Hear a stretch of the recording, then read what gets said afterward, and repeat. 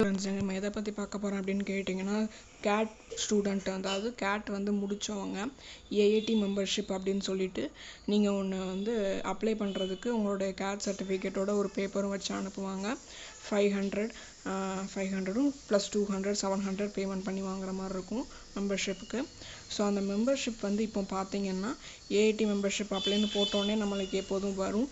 நம்ம வந்து ஆல்ரெடி எப்படி அப்ளை பண்ணணும், எப்படி சர்டிஃபிகேட் வந்திருக்கு அதெல்லாம் லைவாக நம்ம பார்த்துருக்கோம்.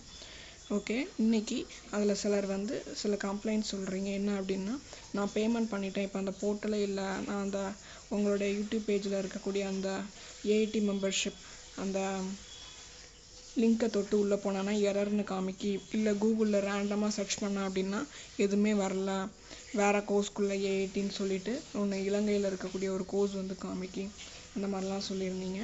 நம்மளுடைய வெப்சைட் ஏஐடி வெப்சைட் வந்து இப்போதைக்கு பிரச்சனையாக இருக்குது. அதுக்கான சொல்யூஷனை நீங்கள் தெரிஞ்சுக்கணுன்னா நம்ம கேட் ஹெல்ப்லைனுக்கு இமெயில் பண்ணியோ கால் பண்ணியோ கேட்டுக்கிறது தான் வாய்ப்புகள்.